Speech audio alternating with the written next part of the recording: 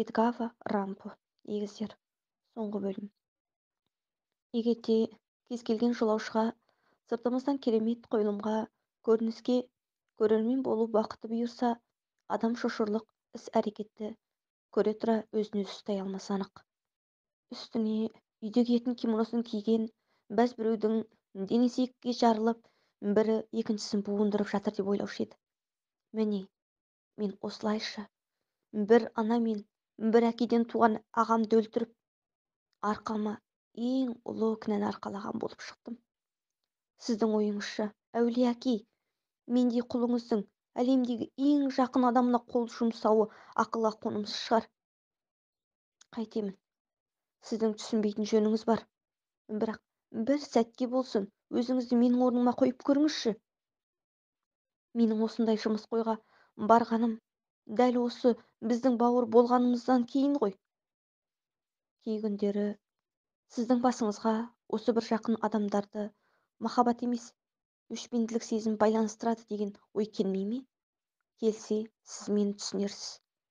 Бөтен адамдарға қарағанда жақын адамдардың арасындағы бітіспес жауыздықтың бәрі жоғары екендігі жайында тіпті аз шығармаларда жазылған жоқ.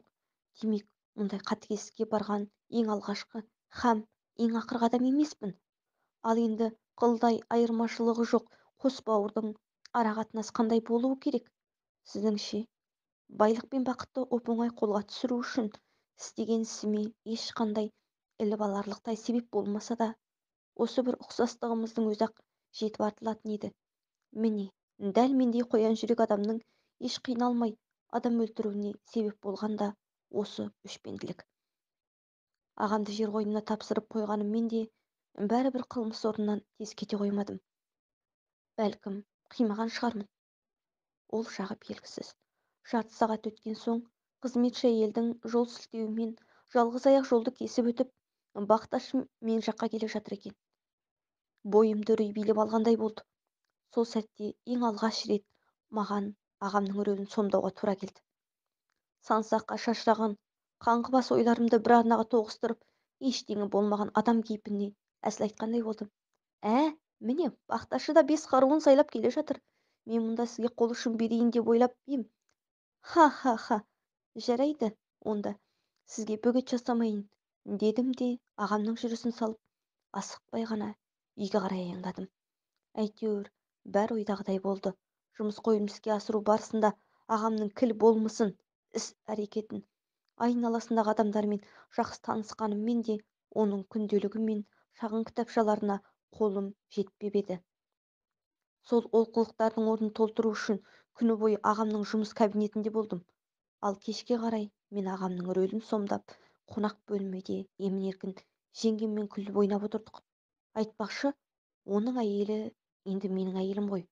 Тіпті күн ұясына батып, түн өзінің қара шәлісін жамылған уақытта бар күш-жігерімді жинап, әйеліммен бірге жатын бөлмеге бас сұғамын деп шештім.